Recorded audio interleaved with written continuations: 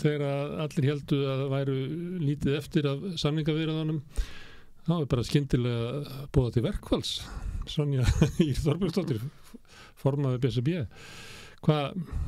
Þarna allt farið í strand í viðræðum ykkar við sveitafélögin, sem eru þá öll sveitafélögin nema Reykjavíkurborg. Já, rétt. Og hvað er vandamálið? Já, við auðvitað heldum það líka að ég ljósi þess að við værum með hóflega kröfur gagnvart öllum viðsemjendum að þessu er lokið núna. En það er þannig að það er sérmál sem að tengist sveitafélögunum og kemur til að aðstæðin sem að við teljum að þau hafi skapað. En það er þannig að það er ekkit kannski alltaf mjög skýr landamæri á milli stéttarfélaga. Þannig að við tökum eins og okkar fólk sem er þessum 11 aðildarfélögum BSRB sem að kjaradeilan snýraða núna og er að semja við Samband íslenskra sveitarfélaga, að þá starfa þau landið allt og stærstu hóparnir eru í grunnskólum og leikskólum og eru í þjónustu við fatlað fólk, áhaldahúsum og sundlaugum og í höfnunum. Og þau starfa bara mjög oft hlið við hlið við SGS-félag. Þannig að segjum eins og þú og ég sem bæði vinna á leikskóla og SGS-félagar fengur launahækkun frá 1. janúar en BSRB-félagar er ekki búin að fá neina og tilboðið var með það að þau myndu fá það frá 1. apríl. Og þá segjum við það er ekki hægt þegar þú ert í sama starfinu að mismuna fólki með þessum hætti og við krefist þess vegna afturvirkni á kjarasamningnum. Við gerum þetta auðvitað ekki við Ríki og Reykjavíkurborg að þeir voru ekki sambærilegar aðstæður og svona skiptur okkur engu máli þótt einhverja aðra stéttir sem annan gildistíma ef það hefur ekki áhrif á okkar fólk. En þetta er alveg þannig að það er búið að vera mjög mikil umræða inn á vinnustöðum þetta og bara mikil ólga og við vitum og erum búin að heyra það, bara mjög margir stjórnendur og sveitarfélögin skilji ekki í hvernig þessu liggur. En þegar við gerum þess að kröfu við sambandið að leiðrétta þennan mismun þá bara þau netaði. En hvenær rann samningurinn út? Okkar samningur. Já. Hann rann út 31. mars. En þið viljið fá borga frá 1. janúar. Þetta aftur á bak. Já. Og það stendur í þeim. Já. Það eru 3 mánuðir sem vantar upp á. Já. Ég ætla ekki að taka undir með þeim, en þetta er svolítið óvanalegt að gera kröfur að hækkurinn byrji áður en að samningurinn er út. Já. En það er vegna þessar sérstöku aðstæðna. Eins og ég segi, ef þetta væri einhverja aðra stéttir sem hefur samið annan gildistíma, þá hefðu ekkert verið að velta þessu fyrir okkur. Það er þannig að því að þetta er búið að vera svona í áratugi að fólk séu sömu eða sambærilegum störfum í þá SGS-félagunum eða BSRB-félagunum. Meira minna á sömu launum. Já, og ég menn þau eru á sömu launatöflu, það er starfsmætti gildi á sveitarfélagunum, þannig að þau eru bara nákvæmlega sömu laununum.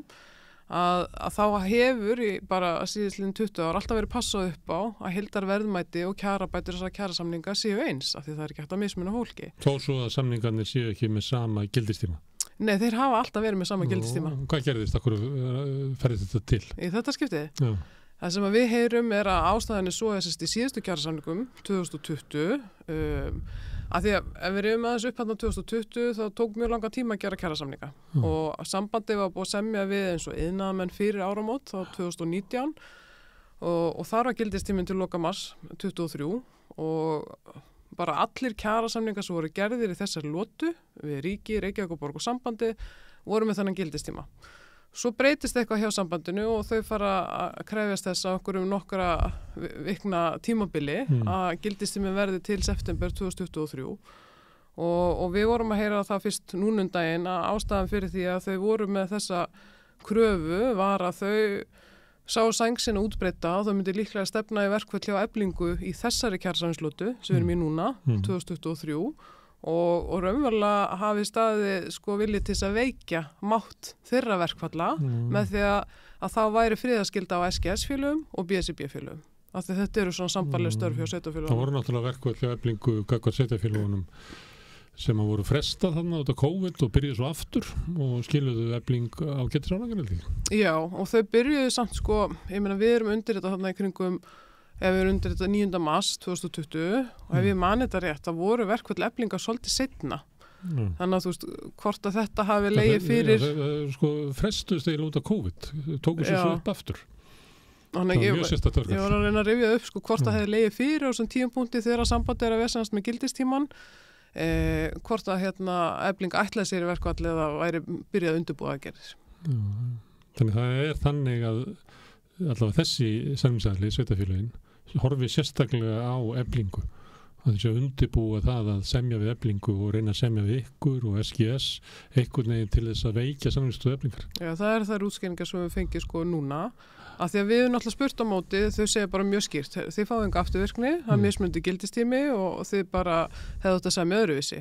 Og þetta er náttúrulega mjög þunnu þrettandi og stendst enga skoðun af því að við erum hérna með jafnréttislöggildi og lögum jafna meðferð á vinnumarkaði sem þýðir þú mátt ekki mismuna fólki í sömu eða sambærilegum störfum í launum og líka með dómaframkvæmd á því. Þú getur ekki sagt bara mismundi kjarasamningur og bent á það sem ástæði fyrir mismundi launum fólks.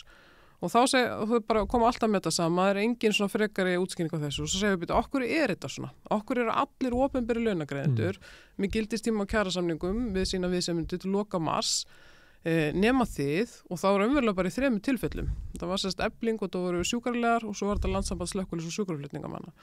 Og þá náttúrulega svöruðu engu en svona eftir að hafa svona grafist svara víða að þá kom þessi skýring fram. Já. En hvað snýst þetta í krónum? Hvað er þetta margir mánuðir? Hækkunin sem sagt, marga mánuðir? Þetta eru 3 mánuðir. Sinnum kannski 48 krónur.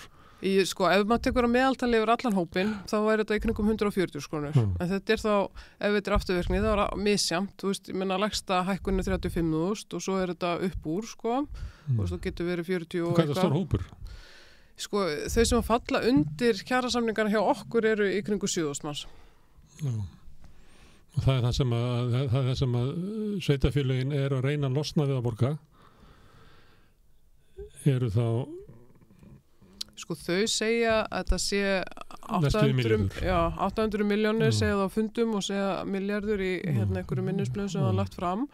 Þau þetta bera líka fyrir sig að ef að við myndum fá þetta þá myndi aðri gera þessa sömu kröfu og hverjir sem verður það sem getur gert þessu kröfu? Það er náttúrulega eftir að gera eiginlega alla kjarasamninga. Þau eru bara búin að ganga frá kjarasamningu við iðnaðarmenn og held ég dýralækna. Þannig að þá væri að horfa á BHM-félögin, á Eflingu á hver eru eftir kennararnir og þannig að þau vísa til þess að þetta getur kostað þau miklu meira og þau eiga bátt, þau skulda svo mikið það er veik staða, líður illa í auknum hækkandi vöxtum, skuldur í sveitarfélögin þau nota þessa röksemd ítrekka Sko, þið segir að þetta er bara réttlætismál og veru til í að höra verkefni. Já, þetta er bara klálega réttlætismál. Þið getur aldrei sagt eitthvað við þetta. Þú getur ekki mismunað fólki með þessum hætti. Þetta er fólk sem er á launum að meðaltali frá 400 til 470.000. Við erum í 10% verðbólgu þegar við ekki fengið launahækkanir frá því apríl 2022 og það munur hann hverja krónu. Það er bara þannig, óháð því hvort að verðbólgan verður svona há eða ekki, sem gerir stöðuna bara ennþá verri. En sko það ætla að fara að afsaka sig með bári fjárhagsstöðu sveitafélaga. Starfsfólki sveitafélaga var það bara ekkert það. Þú veist, það er ekki hægt að nota það sem röksemd til þess að mismuna fólki. Þannig að þau verða það bara samvinnast að gera eitthvað annað. Og það er það er náttúrulega ekki komið ljós, það er verið að greiða atkvæði með þetta. Þú reiknar með því að það verði samþykkt með góðu meirihluta að fara í verkfall. Það er auðvitað þannig að lágmarksþátttakan á opinberum vinnumarkaði í svona atkvæðagreiðslu er 50%, þannig að hún verður að vera minnst og kosti það. Við sáum í síðustu atkvæðagreiðslum að því við vorum á leiðinni í verkfall og vorum rétt aðeins byrjuð þannig að 2020 að þá var mjög góð þáttaka og það er mjög mikilvægt að það sé mikil þáttaka og við fáum afgerandi niðurstöðu því það hefur auðvitað áhrif við samningaborðið þannig að við auðvitað bara hvetjum alla til þess að kjósa félögin eru svo auðvitað búin að vera að halda fundi með sínum trúnaðarmannaráðum og fara inn á vinnustað og svo framvegis og þau skynja það bara þannig að fólk sé bara mjög áfram að þetta sé eina sem er eftir það er auðvitað þannig að það er búið að vera býsna langar kjarasamningsviðræður og það er búið að reyna alla leiði til þrautar við meira þess að fórum þá leiða eftir að vísundi ríkissáttasemjara við bara að við trúðum því ekki að sambandið ætlaði raunverulega að því þetta er svo ómálefnilegt og þetta er svo lítil röksemdafærsla fyrir þessu og svolítið bara svona því þetta gerir þetta öðruvísi að við vorum að fara fram að við myndum fá einhverjum neginn skýrari svör frá þeirra baklandi þannig að þetta fór til umfjöllunar hjá stjórn sambandsins sem eru þá einhverjir 11 fulltrúar sveitafélagi í að því við höfum síðan líka heyrt það frá öðrum sem koma á stjórn sveitafélaga að þeir var ekki sammála þessari niðurstöðu þeir sitja ekki í stjórn sambandsins þannig að þetta eru náttúrulega í kringu 60 sveitafélög sem eru. Stjórnin stendur á baku þessu afstöðu, samninganefndarinnar. En þið eru búin að segja með Reykjavíkurborg, þá bara kom það ekki til þetta ágreiningsmál. Nei. Og því að það var bara öðruvísi dagsetningar. Já, af því ég líka sko, ég ætla að leyfa mér að halda að sko ríki og Reykjavíkurborg myndi aldrei detta til hug að búa til svona mismunna moment eins og sambandið að gera. Og þetta raunverulega annað skiptið af því að í síðustu kjarasamningslotu þá voru á leiðin í verkföll af því að þau ætluðu þá í það skiptið líka að búa til það sem kallaði félagsmannasjóður sem raunverulega bara svona pottur sem myndi fela í sér útgreiðslu ákveðna fjárhæðar, kannski 120.000 meðaltali í febrúarmánuði til SGS-félaga en ekki BSRB-félaga og það svona löng saga þar á bakvið kemur til vegna breytinga á skipan lífeyrismála. Það voru klárlega mismundi réttindi milli SGS og BSRB-félaga í áratugi og við vitum og sagan segir okkur ástæðan fyrir því að það átti einfaldlega ekki að hleypa verkafólki sveitafélaga inn í lífeyrissjóðana sem embættismenni voru. En það eru þetta ekki ákvörðunartaka sem að BSRB-félagar koma að eða stuttu. En síðan þegar þetta var leiðrétt að þá þurfti að koma til auka greiðslna inn í lífeyrissjóðana og þá átti það að fara beint inn í lífeyrissjóðana og þannig gerði ríki og Reykjavíkurborg settu þessa fjármuni sem að voru þá munaði upp á inn í sérregnarsparnað fólks en samband íslenska sveitafélaga bara þverrneitaði og ætlaði í staðan að fara að búa til innan pott sem þú myndir fá þetta í hendi og þá ertu aftur komið þessu stöðu með starfsfólkinu sama vinnustað einhver fæði pening í febrúar og hinn ekki. En ákverju erfiðar að semja við samband sveitafélaga heldur Reykjavíkurborg? Það alltaf reynsla, það voru reyndar verkvöll, gagnvart Reykjavíkurborg hjá Eflingu, en það voru miklu langdrægari og erfiðari kjaradelan við sveitafélögin og þið eru að lendið í sama. Sko þessi tvö dæmi sem ég að lýsa, sem eru það bara algjörlega svona sérmál gagnvart sambandinu. Þetta ekki að koma upp eitthvað sambarlegt hjá ríki og Reykjavíkurborg eða bara öðrum viðsemyndum af vinnumarkaði, þeir eru náttúrulega þó nokkrir, að sko ég meina, þetta bara ósangirni og það einhvers konar það sem ég finnst svona skortur á skilningi á stöðu fólksins sem verið að semja fyrir. Þú veist, væntanlega skapast það einhverju hluta til út af fjarlægð. Þú veist, þú ert með starfsfólk sem vinnur og skrifstofu Sambands íslenskra sveitafélaga. Það ekki þarna út í felti eins og stjórnendur stofnana sveitafélagana. Það þarf ekki að eiga þessi samtöl við starfsfólki þar. Þú veist, Jón og Gunnu, okkur hlutin eru svona. En ef það verið svoleiðis að þá myndi stjórn sambandsins slá að puttana á þessu fólki sem eru langt í burtu því stjórn sambandsins situr sko sveitarstjórnarfólk sem í nálað við starfsfólkið. Já, þú ert náttúrulega með sveitarstjóra í stjórn sambandsins og svo ertu með einhverja sem að sitja í sveitarstjórn. En það eru þetta mjög misjant þetta sveitarfélagin hversu mikið nálaðin er. Ég hef hringt í sveitarstjóra sem að veit bara nöfnin og öllum börnum í sveitarfélaginu en svo aðra sem að við vitum að það ekki samband að. Þetta var önnur ástæðan svo með aðra, ekki? Ég meina í grunninn bara það sem þetta í hug sko að því að þú ert komin í samband sveitafélag þá ertu komin með svona bæjarfélag sem eru sjálfstæðisflokks sveitafélag Hafnarfjörður, Garðabær, Kópavogur nú Árborg og við getum labbað svona það gott að sé harðari afstaða þar sem að sko sjálfstæðisflokkurinn við völd. Heldur það skiptir máli?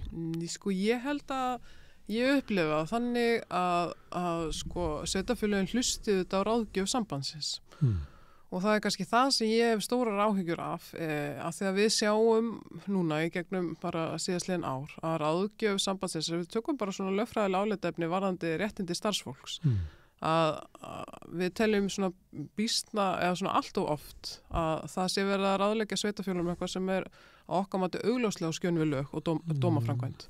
Og þetta meiri orðið þannig að sko umboðsmaður Alþingis hann fjallaði eitthvað tiltekið mál hjá starfsmanni sveitafélags og hann fann ástæði hjá sér til þess að taka það saman að raunverulega hvernig væri háttað með ráðgjöf sambandsins til sinna sveitafélaga af því hann fannst þetta athugavert og sendi það sérstaklega til innviðaráðherra og líka sambandsins stjórnarinnar þar.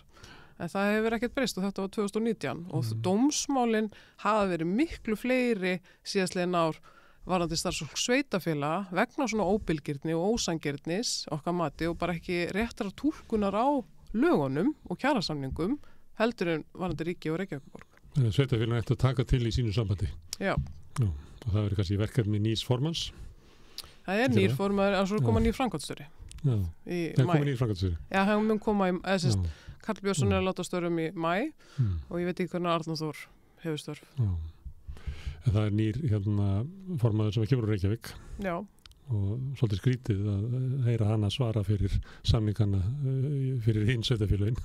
Hún hefur reyndar ekki búið að semja.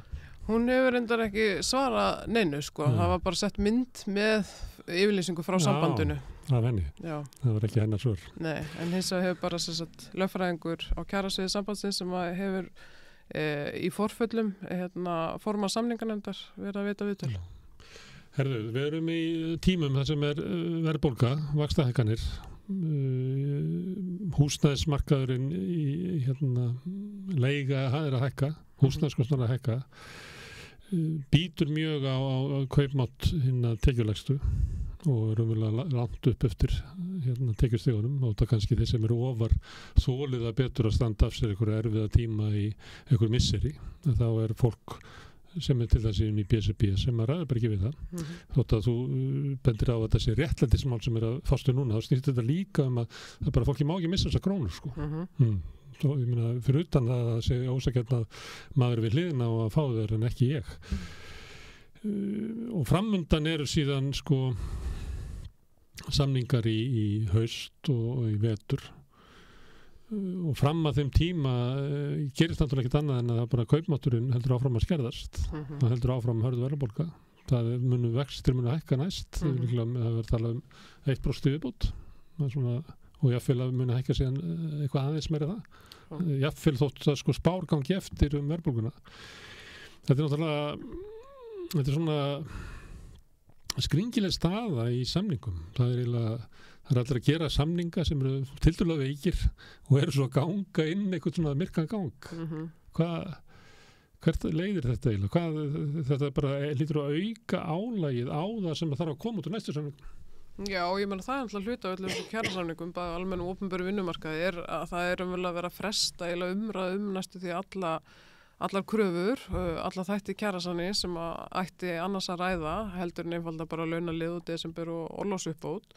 Það auðvitað búið að setja upp svona tímaplan sem kannski smá nýtt inn í kjarasamningum að það verða að segja hvenær á að ræða hlutin og hvenær þeim á að vera lokið og bæði almennu og opinberum þá það svona þessum umræðaþáttum á að vera lokið svona vel fyrir kjarasamningsgerð en sko þó að þetta sé svona góðra gjaldavert og maður eigi auðvitað að hafa trú á því að þegar fólk setja sér áætlanir að þá standi það við það en það sem að við auðvitað vitum að þegar til kastana kemur að þá þú veist, það leysist aldrei úr neinu nema þar þú ert bara komin á eitthvað svona algjört deadline eða það verið að einfallega bara komið að því að undirbúa aðgerðir sko.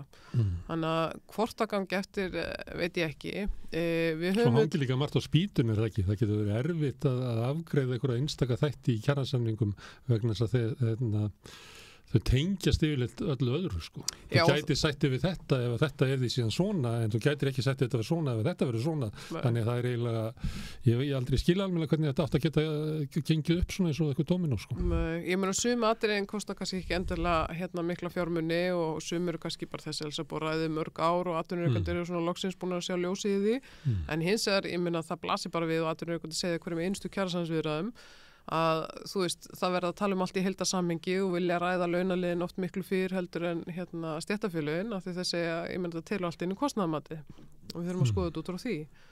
Þannig að eins og ég segi, þú veist, það er mögulegt að flýta fyrir einhverju umræðu, ég meina það er líka bara svona misjafnt hvað fólk vill taka sér langa tíma í svona kjarasamningsviðræður en hættan þetta svo að þú veist, það verði engin svona alvara á baki þú ert í svona viðræðum af því það engin þungi, skilju. Ég meina við samningar losna hvað almennu vinnumarkaði í lok janúar að þú veist, ef þú situr eitthvað þar í ágúst og það ræði eitthvað, þú veist, ég ansið hættum að gerist lítið, sko. Það gerist ekkert. En Samtök atvinnulífsins bara annar samningsaðili Alþýðusambandsins, hitt umverulega ríkisvaldið. Já.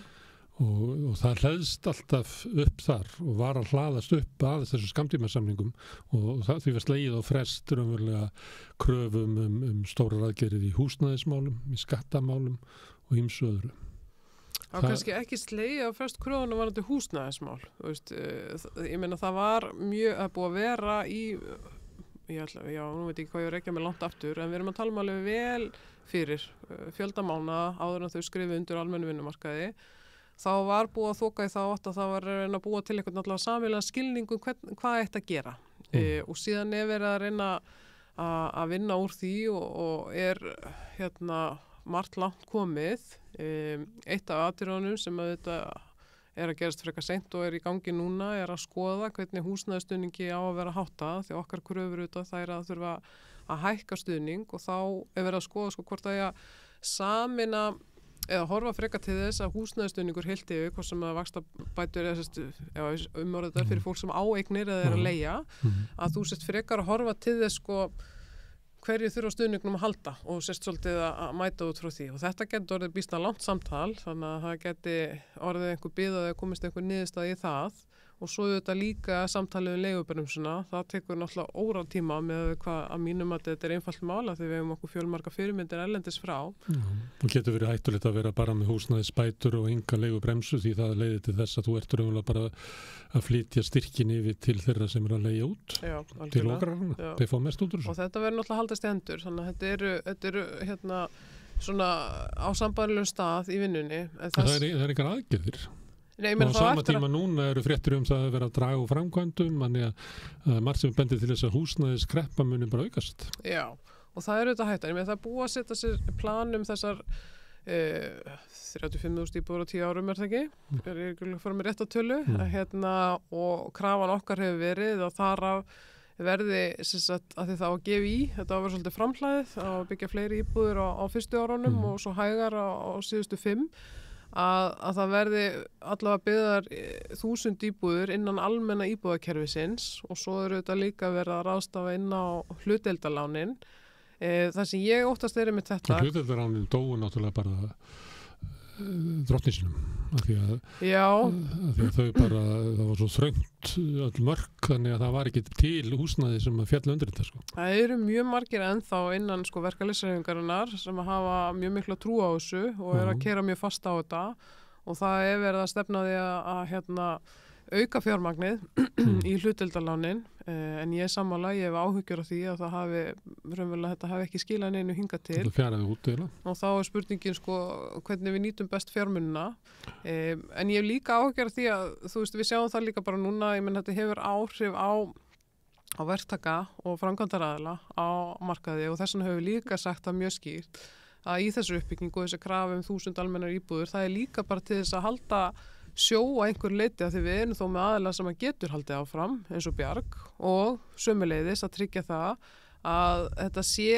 meira á félagslegum forsendum heldur en að hefur verið hingað til og það var eiginlega svolítið merkilegt hvað það tók langan tíma að fá viðurkenningu á því að markaðurinn myndi ekki leysa öll mál. Það hefur verið þung umræða og er ennþá svona, það er náttúrulega ekki allir komnir á þann vagn en allavega með að við yfirlýsingar ríkisstjórnarinnar að þá er það hluti af þessari stefnu sem það er sett framundan þannig að þú veist það er kannski svona stóri þátturinn framundan það sem ég hef áhyggjur af varðandi við tölum stuðningi við fólk er að jafnvel þó þessi starfshópar klári og þá kemur aftur þetta þú veist það er ekki komið að einhverju svona ögur stundu af því að það er ekki núna er svolítið langt í næstu kjarasamninga að það sé ekki komin einhver alvöru þrýstingur að þá er hættið þetta verði ekki nándar nærri það sem við höfum sett okkur markmið BSIB og ASI og verkalýðshreyfingin. Þannig að ég óttast kannski bæði það verði ekki nálægt því sem að við erum að gera kröfu en svo kannski... Og svo gerir ríkisstjórnarinnar.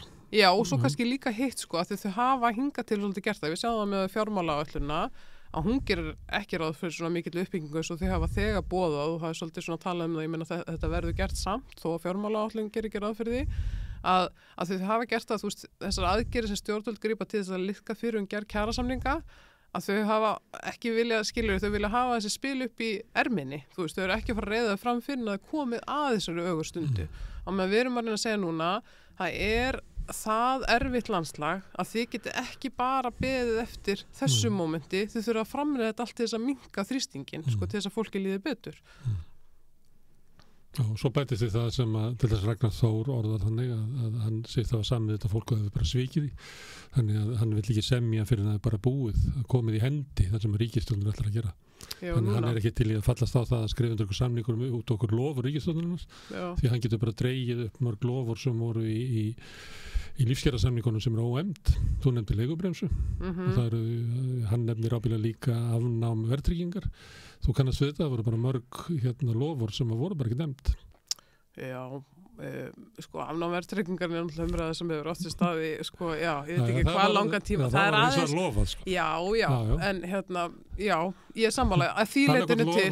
Lofar, en þú veist, máttu lofa ykkur sem ætlar ekki efna það? Já, þú veist, ég meina, ég hafði alltaf þá tilfinningu að þarna væri bara að lofa að fara í einhvers konar skoðun og svo myndum við meta áhrifin og bara svolítið verið einhvern veginn að reyna að þinna þetta út, sko.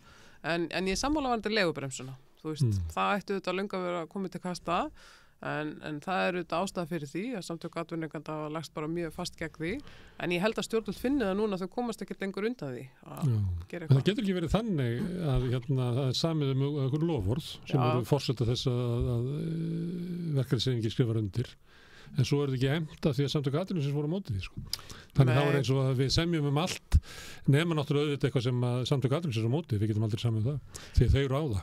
Sko, já, í svona fjöldahreyfingum og nú ég veit ekki hvort maður sé farin að segja of mikið hérna, en þá eru náttúrulega sum mál, þá eru þau baráttumál einhverja einstaklinga og maður veit ekki hversu mikið fylgir þarna á bakvið einu sinni. Já, þetta átti við leigubremsuna. Það var forseta sem ég held að við notið bara almenn stuðnings verkalýðshreyfingarinnar, en það er ekki framkvæmt og þú segir það vegna að Samtök atvinnulífsins voru á móti því. En það er eins og þau séu með einhvern neitunarvald í öryggisráðinu. Það er náttúrulega stundum, þú veist, virkar það þannig, sko. Bara, þú ætlar að segja grow up, þú býrð á Íslandi. Það sé eiginlega þannig. Já, svolítið. Ég meina, þú veist, maður verður bara að horfast í augu við það að þau hafa áhrif og allt og mikil áhrif, en er ekki bara svona tímabundið ástand þá til að mann er sinni í gegn? Já, en svo er það náttúrulega líka aðferð sem að bara sjálfstæðarflokkur notar alltaf í stjórnarsamstarfinu og fleira. Það er búin til stjórnarsáttmáli og svo koma hinir flokkarnir með sín frumvarp og þá er alltaf eftir að koma í gennum þingflokk sjálfstæðarflokksins og þau taka sér bara það umboð að bara vera á móti. Þó svo hafi búin að semja það. Ég meina, sko, varðandi leigubremsuna, þú veist, þó ég tala eins og þetta sé brjálæðislega einfalt, þá er alveg rannsóknir sem sýna að þetta getur aukið leiguverð eins og þú segir. Þú veist, það þarf að finna réttu leiðina að þessu og það eru svona einhverja fyrirmyndir að því en það sem að þú veist, ef við tökum bara eins og Norðurlöndunum, að þá er náttúrulega almennt miklu betri leigumarkaðar heldur en hér. Þú veist, þannig að þeir hafa bæði meira framboð á félagslegu húsnæði og þeir hafa regluvættari leigumarkað. Og yfirleitt ertu með í samfélagum þar sem er ekki mikil regluvæðing, þar er mjög sterkur félagslegur markaður, þannig að það er minni þörf á því. Það sem er veikur félagslegur markaður, þar eru meiri reglur og meiri líkur á þessu með leigubremsu og eitthvað slíkt. Við búum hins vegar við eitthvað þar sem við erum með veikamarkað og veikt reglukerfi. Þannig við erum með... En líka bara, ég meina, þú veist, hvað maður að segja, allir sem að þessu koma eru bara forritaðar allt annan hátt, að þetta hefur aldrei átt að vera á félagslegum forsendum og þetta er umverulega þannig að þegar það verða fjallum það núna og verða að kynna eins og fyrir sveitarstjórnum að þurfa að byggja upp meira á félagslegum forsendum þá halda allir að það sé verið að tala þá aukna uppbyggingu á félagslegum íbúðum, sko. Þú veist, eða skil ekki konseptið, þú veist, við erum bara þar í þroskastiginu. Þannig að þú veist, ég skil kannski brekkuna því leitinu til en og sama tíma og séreignarstefnan eru vel á raunin, það sést bara því að það eru bara æ færri íbúðir sem er komin á markaðinn fara æ færri í hendunar á fjölskyldum sem eiga eitt húsnæði. Já, en við erum hins vegar búin að búa við séreignarstefnu stjórnvalda. En hún er eiginlega fallin, sko. Já, áratugi. Og þú veist, og þau ætlar að vinda ofan af því og þá koma þau með að móta því svo hefur svo húsnæðis- og markaðsstofnun gert kannanir og spurt leigjendur, sko.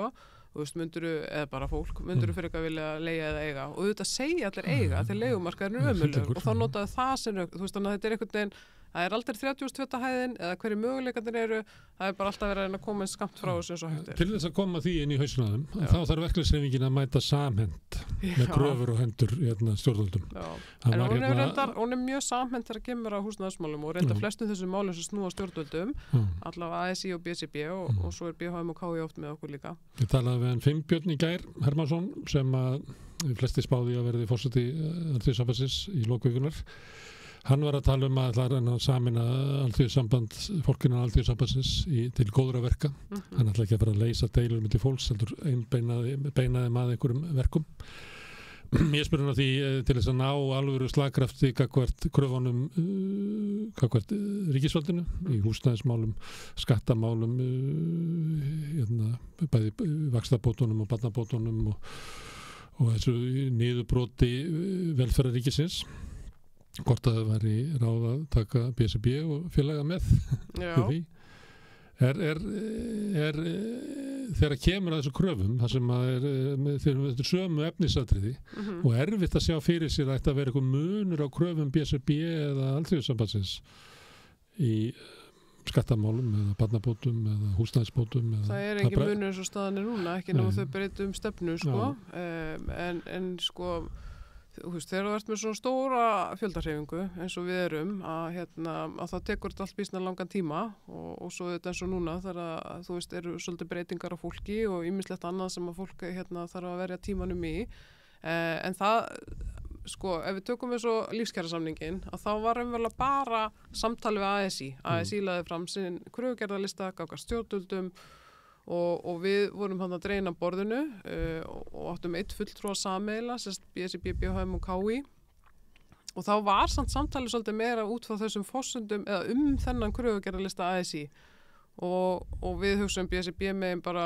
menn þetta allt mál sem að þú veist eitthvað sem í okkar stefnu þannig að þetta bara frábært ef þetta gengur fram og bara mjög góð niðurstaða í því og við vorum síðan með styttingu vinnuvíkunar og þau líka bara svona öðru sér niðurstaða og síðan kannski þú veist eins og núna ef þetta hefði verið venjulega kjarasamningar þú veist þá hefði það byggla af því það aðeins búið að reyna að breyta takt og það það sem að ríkisstjórnin að gera með því að kalla okkur öll saman á vettvang þjóðarsáðs að þá verið að ræða þessi mál sem ætti að koma til undirbúnings fyrir gerð kjarasamninga og þar við að undirbúa okkur saman og það búið að vera þú veist, og ég meina eiginlega alveg frá lífskjarasamningunum hefur verið mjög þétt samtal okkar á milli og þú veist, þannig að þetta í undirbúningi nú þegar, öll þessi stærstu atriði sem við erum að horfa til, þú veist, það varðandi afkomuöryggið og þá erum við að horfa besta leiðin til þess að koma stuðningi til fólk sem í vesturstöðinni vegna kreppunar, í gegnum húsnæðisstuðning og barnabætur og erum með þessa sameiginlegu kröfu að þurfi að bara breyta barnabótakerfinu yfir höfuð og síðan það líka sko, hvað ætlum við að gera til þess að styrkja velferðina og við erum öll með þess að sameiginlega kröfu að ríki og sveitarfélög þurfa bara að afla tekna í staðan fyrir að fara í niðurskurð og síðan þá krafa það verði brúa bilið milli fæðingarorlofs og leikskóla við reyndum að koma heilbrigðismálum líka að sérstaklega en það var svona ekki það var alltaf kennst ekki að í þessari lotu umræðunar og það sem þá verið að gera að það á að vinna þetta nánar þá í samstarfi aðalega vinnumarkaðarins og stjórnvalda núna framundan og þá kannski aftur þetta, það hægt að vinna góða greiningavinnu og það hægt að taka debatt og það hægt að reyna að komast að einhverju niðurstöðu en þú veist, örlega stundin rennur ekki upp fyrir að það komin alveg þrýstingur. Já, en einhver leyti það þannig að staðan þannig út af svona hægri hrörnun ýmsa kerfa, hún hefur barnabótakerfi, það svona hæg hrörnun, vaxtabótakerfi bara hröð hrörnun, við getum tekið fleiri, ég er mjög gaman að taka inn í þetta að það hefur komið fram að það eru helmikið færri sem að taka námslán núna heldur fyrir 10 árum sem svona, bara ekki tekið eftir þessu að það svona kerfi sem að harðna þannig að fólk á efnaminni fjölskyldum hefur þar alveg veikari kost til þess að sækja nám.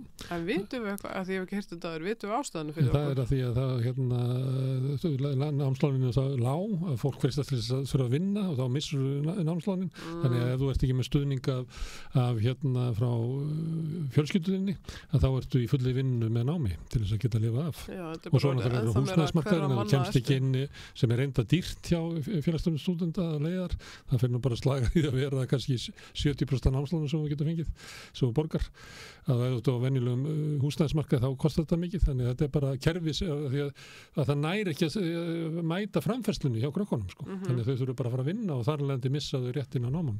Það alltaf verið þannig að þurfti kannski að laga sko, mörkin milli þess að þetta aflaðir Við sjáum þessi kerfi fara og húsnæðiskerfi eitthvað, ég meina þar stöndum við fram með því að við þurfum svona 2 breiðholt eða eitthvað, við þurfum svona stór átak, við þurfum milljónaverkefnið eins og Svíarnir gerðu á þessum tíma.